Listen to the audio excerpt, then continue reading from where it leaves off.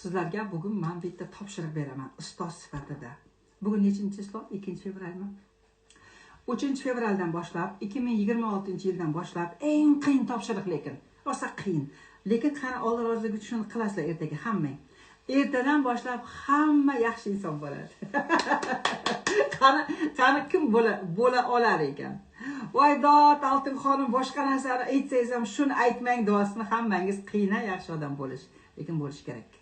Jannatga tushishni xohlaysizlar-ku, boy bo'lishni xohlaysizlar-ku, baxtli bo'lishni xohlaysizlar-ku, katta zo'r uylarda yashashni xohlaysizlar-ku, Alloh taolo sizdan rozi bo'lishini xohlaysiz-ku, xohlaymiz-ku hammamiz.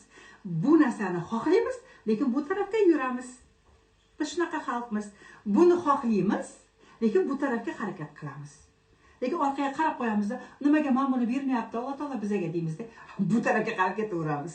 Keyin bizga bu tarafdagi narsalar keladi, oldimizdan chiqadi. Aslida bizga bu kerak.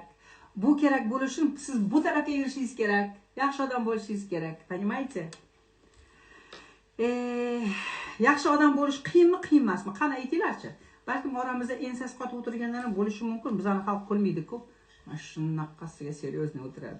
Nima qiladi? Seryozni bo'lib hayotga bir marta kelsak, mazza qilib, kulib, o'ynab, yeb, ichib, bilim olib, yaxshi inson bo'lib, odamlarga yaxshilik qilib, Allohning roziligini olib, mana shunday yashab ketmaysizmi? Bir marta kelamiz, ertaga o'lib qolsangiz, qovog'i solingan bo'yicha o'tib ketasiz. Keyin odamlar aytadi, bitta ham kulmadi o'sha bechora 65 ga kelib, bitta kulmasdan o'lib ketdi.